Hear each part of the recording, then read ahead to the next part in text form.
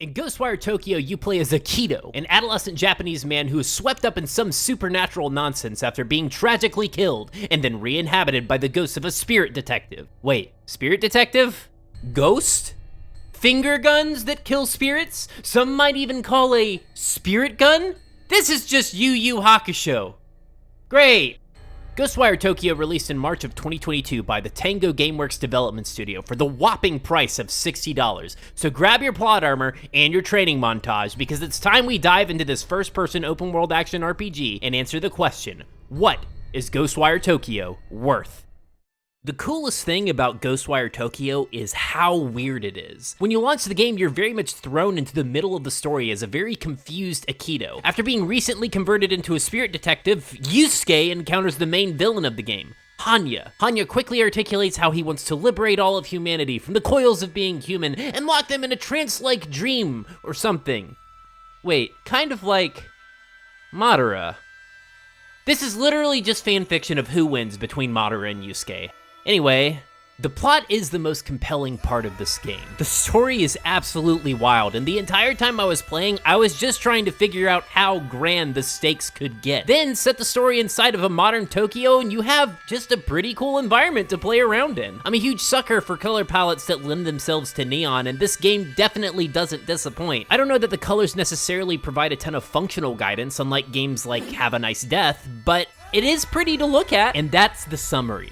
This game is aesthetically pleasing. The animations are cool, the world is pretty, it's a feast for the eyes. And this is where I wish I could tell you that the gameplay is great and it tightly wraps this review in a gorgeous $60 bow, but unfortunately, my praise stops here. Let's take a look at my overall issues with the game. I think the first complaint we're going to tackle is the combat. Throughout the game, you unlock different elemental attacks that are supposed to be used in different scenarios. You have water for close-up damage, fire for long-range big damage, and wind for medium-distance single-target damage. You also have some equipment, but that's largely unimpactful. The intention was for you to weave between the different elements to beat up ghosts, but there really is no reason to. The game gives you an item early on that empowers your wind abilities, and you basically don't swap off that unless you run out of wind ammo. That's the problem. The game is just boring. You literally sit there and just shoot bullet sponges with wind bullets all game. There's no incentive to swap to any of the other elements because they don't really do more damage in their respective situations. But that's not all. Then we have the side content. The side content has some average stories. They mostly boil down to, this ghost sad,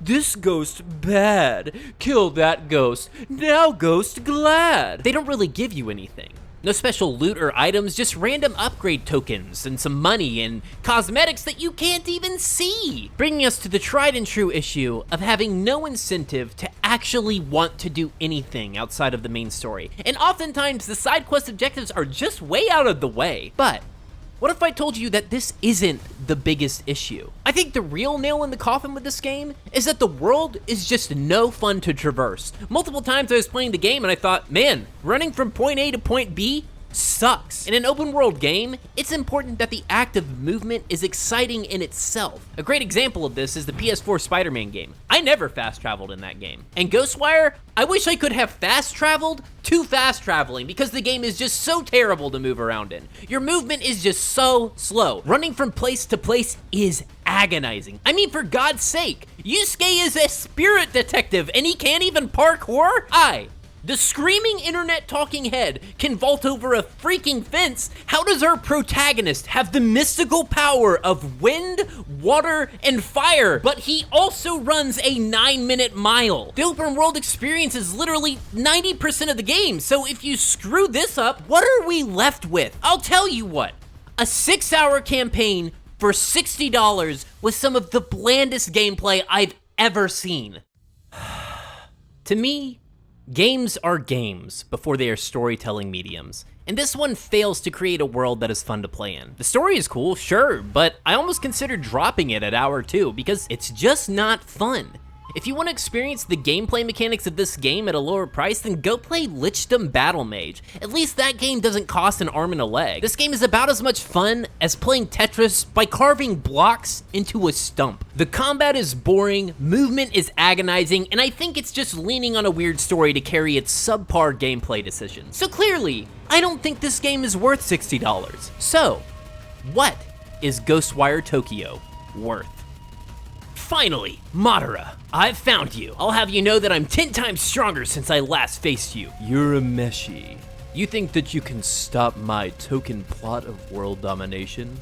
Well, I hope you put up more of a challenge than last time. You're no match for me now, Madara. I have the power of my $60 flash stream attack. If you're interested to test your mettle, why don't you stand still and let me fire off a round? Do your worst, Urameshi. $60 flash stream attack!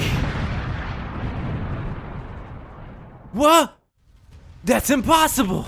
Interesting, Urameshi. You called that a $60 attack? That seemed to be a $15 attack at best. Now, I hope you brought your plot armor because your end is near. Ah! If you enjoyed the analysis of this game's value, then check out some of the other videos on the screen. Also remember to like and subscribe if you enjoyed the video. It really helps out the channel. Thanks guys, and I'll see you in the next one.